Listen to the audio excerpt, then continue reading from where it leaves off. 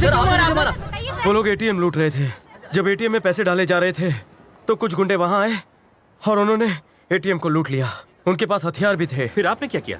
मैंने उन्हें अपनी जान पर खेलकर पकड़ा। इस बहादुरी के लिए तो आपको इनाम मिलना चाहिए। वो फैसला मेरी कंपनी करेगी। मुझे लगता है प्रमोशन पक्का है। रुकिए रुकिए, पुलिस आ गई।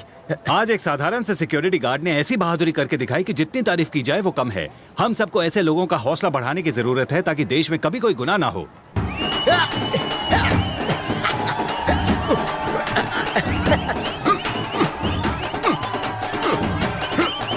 तुमने तो कमाल कर दिया गौतम। Thank you sir. बेटे गौतम, आजकल तो क्रिकेटर्स और पॉलिटिशियंस ही टीवी पर ब्रेकिंग न्यूज बनकर छाए रहते हैं। मेरा दिल खुश हो गया तुम्हें टीवी पर देखकर। आज मैं तुम्हारे घर के सामने न लगवाने का सबके सामने ऐलान करता हूँ। खुश?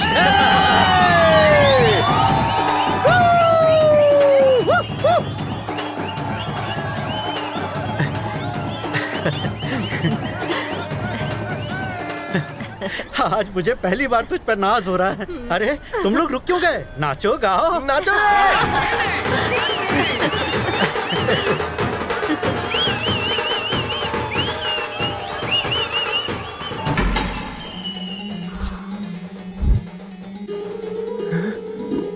साहेब, सुपरवाइजर साहेब, ऑफिस ने यह फैसला किया है कि जो पैसे तुमने बचाए हैं उसका 10% तुम्हें इनाम में दिया जाएगा। बड़े भाई, मुझे ₹1,00,000 उधार दोगे क्या? क्या? उधार क्यों दूंगा? गुंडों को मैंने पकड़ा, ये मेरे मेहनत की कमाई है।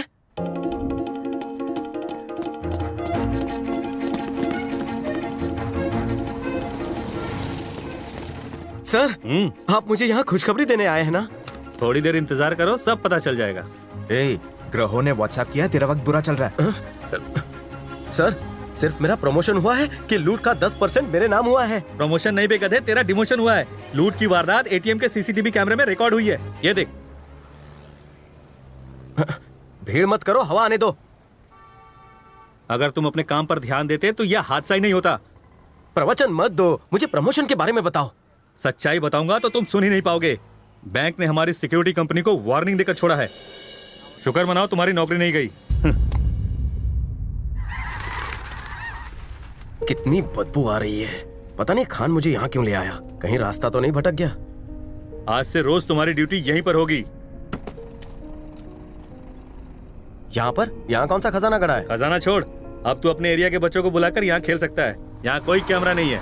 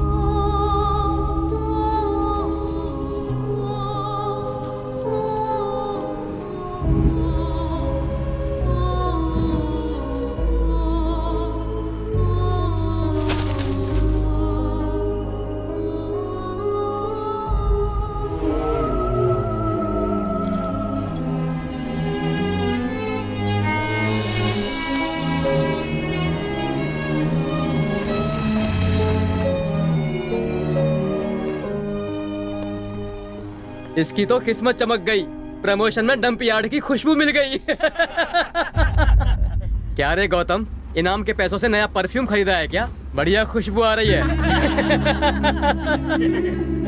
हीरो बनने के चक्कर में कहीं इसी ने तो चोरी नहीं करवाई थी?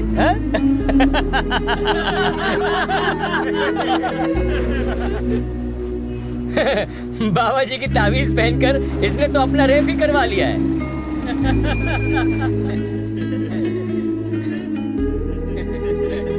अब अगर डंप यार्ड में गलती करेगा तो शौचालय में पोस्टिंग होगी।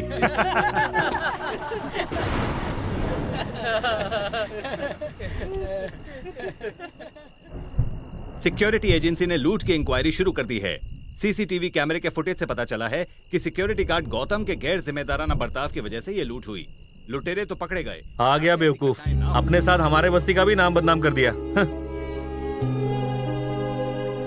ऐसे आदमी को तो यहाँ से धक्के मार के निकाल देना चाहिए।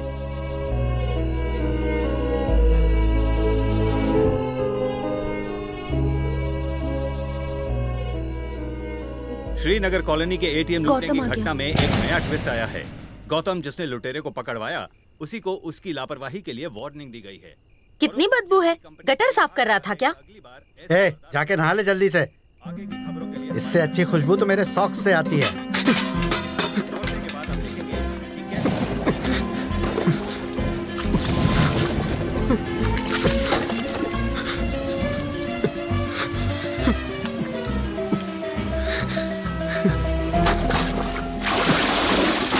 अब भी बदबू आ रही है। अगर आ रही है तो कसाई से अपनी चमड़ी उधेड़वा देता हूँ। आप एक पल के लिए बदबू बर्दाश्त नहीं कर पा रहे। मुझे रोज पूरा दिन उस बदबू में खड़े रहना है। आपने मेरी पढ़ाई बंद करवा दी। 4 पैसे भी नहीं दिए, धंधा कर रहे हैं, बात करते हैं। एक बाप होने के नाते कभी पूछा है अपने बेटे को क्या चाहिए? बस पैदा करके बस्ती की गलियों में छोड़ दिया। न जाने कौन से जन्म का पाप था जो मुझे तुम जैसा बाप मिला। अरे अपनी करनी का मुझे क्यों दोष दे रहा है? अगर बच्चों को पैसे दिखाने ना ले गया होता एटीएम में तो ये दिन ना देखना पड़ता। अब तुम ही बताओ, मेरी क्या गलती है इसमें? ये पहले से ही इतना गिरा हुआ है, अब इससे ज्यादा और कितना गिरेगा? ऐसी औलाद से तो बे औलाद होना अच्छा है। भी दीजिए, परेशान है बेचारा।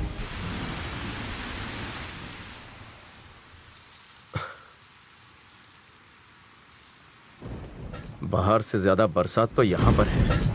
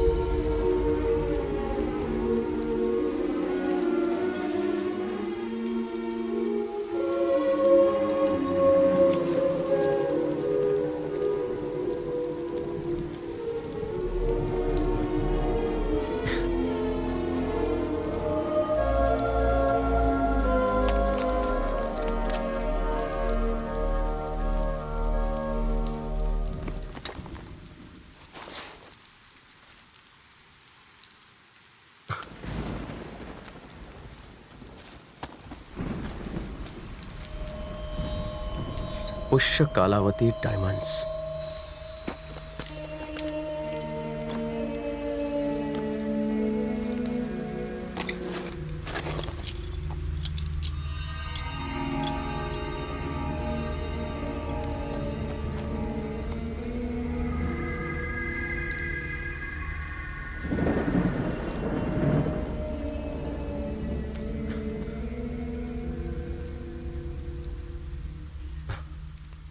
मैं सत्यनारायण वर्मा इस वसीयत में अपनी सारी जायदाद अपने बेटे नरेंद्र वर्मा के नाम कर रहा हूँ। मेरी जायदाद में से घर और जमीन सब कुछ तबाह हो गया। बस किसी तरह 900 हीरे बचा पाया हूँ। आज 1947 में इसकी कीमत है करीब 60 लाख रुपए। इन हीरों पर सिर्फ मेरे बेटे का और फिर उसके बेटे का और फिर उनके वारिस का हक रहेगा और कोई इसका मालिकाना हक नहीं जता सकता। पापा पापा पापा उठिए ना। अरे क्या है? उठिए ना पापा। अरे सोने देना भाई। देखिए मेरे दादाजी आपके लिए वसीयत छोड़कर गए हैं। हैं? लिखा है उन्होंने आपके लिए 900 हीरे छोड़े हैं। एक काम कर, मैं तुझे सुबह लॉकर की चाबी दे दूंगा, तू जाकर वहाँ डिपॉजिट कर देना, ठीक है? अब मुझे सोने दे। अरे बाद में सोइएगा। उठिए। क्या है? जरा इस वसीयत पर एक नजर तो डालिए। उन्होंने हम लोगों के लिए 900 हीरे रखे हैं। पढ़िए। मुझे लगता था हमारे घर में सिर्फ एक ही पागल पैदा हुआ है। तेरे दादा भी सरफिरे थे, आज पता चला। बेटे, तेरे दादा ने शायद इतनी जायदाद मेरे लिए कमाने के सपने देखे होंगे। फूटी कौड़ी दी नहीं, टाइम पास के लिए विल बना गए। और तेरे जैसे नमूने में अपने अंश डाल गए हैं। ले पकड़ ये फटी जायदाद और अब मुझे चैन से सोने दे। उनके बारे में कुछ तो बताइए। क्या है? मैं छोटा था तभी तेरे दादाजी गुजर गए। कुछ सालों के बाद तेरी दादी भी गुजर गई। जहां तक मैंने सुना था तेरे दादाजी मरते दम तक एक साइकिल चलाते थे, वो भी टूटी फूटी। अगर उनके पास हीरे मोती होते तो क्या वो इस तरह की टूटी साइकिल चलाते? सुन, मुझे तो लगता है उनके भी दिमाग का सर्किट उड़ गया था जो ये विल बनाई। वो तो मर गए, अब तू मुझे क्यों मार रहा है? जा जाके सो जा वरना मम्मी को बुलाऊंगा।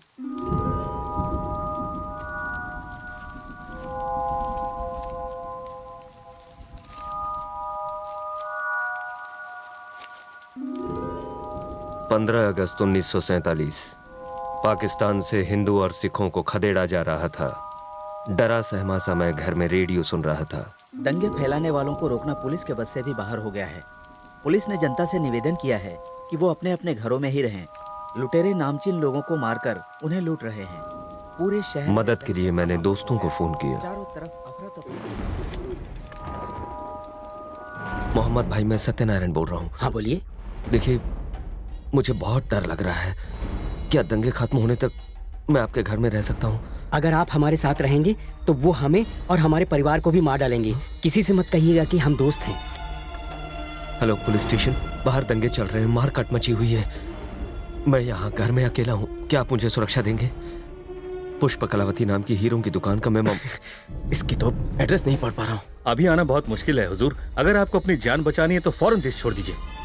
मैं घबराहट में अपनी सूझबूझ खो बैठा था। तभी बाहर कुछ लोग तोड़फोड़ करते नजर आए।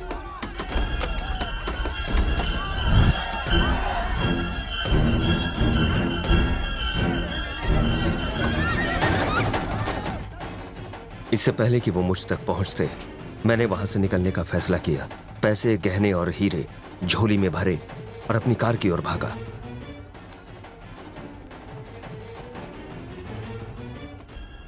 कुछ लोगों ने मुझे भागते हुए देख लिया और मेरा पीछा करने लगे, पर किसी तरह से मैं वहां से बच निकला। वो जानते थे कि मेरे पास बेशकीमती हीरे हैं। मुझे मेरी मौत का खौफ था, इसलिए कुलदेवी मां हिंगलाज देवी के रास्ते में दर्शन किए और तेजी से आगे बढ़ता रहा। पूरा इलाका लाशों का ढेर बन चुका था। चारों ओर मारकाट मची हुई थी। भागने के रास्ते कम थे। जब मैं छोटा था तो मुझे पता था कि राजा युद्ध के दौरान किसी गुप्त रास्ते से जाया करते थे। एक दिन मैंने वो देख लिया, पर अंदर जाने की कभी हिम्मत नहीं हुई। लेकिन आज जोखिम उठाने के अलावा और कोई रास्ता नहीं था। ये आधे पन्ने तो दीमक खा गए हैं। डरता हुआ मैं खुफिया रास्ते में दाखिल हुआ। सीढ़ियों से उतरता हुआ नीचे गया। दरवाजा खोला तो सामने एक खौफनाक बड़ी गुफा थी। मेरे कदमों की आहट भी मुझे डरा रही थी। उस भूल भुलैया में पता नहीं मैं कहां जा रहा था। तभी अचानक एक कंकाल से टकराया। कंकाल से टकराते ही एक चेन मेरे हाथ में गिरी। मैं डर गया। चेन लेकर मैंने वापस लौटने का फैसला किया। सारे रास्ते एक जैसे थे, इसलिए मैं रास्ता भटक गया। 4 घंटों पागलों की तरह अंदर घूमने के बाद मैंने जीने की उम्मीद छोड़ दी। मैं बुरी तरह से थक गया था, इसलिए मैं आराम करने के लिए एक जगह रुक गया। मैं जहां बैठा था वहां धातु के पक्षी बने हुए थे। उनमें से एक के अंदर मेरे हीरों की थैली गिरी। वजन पड़ते ही उस पक्षी का पंखनुमा ढक्कन बंद हो गया। स्तंभ के ऊपर का हिस्सा खुला और मेरे पैसे, गहनों की पोटली कहीं अंदर चली गई।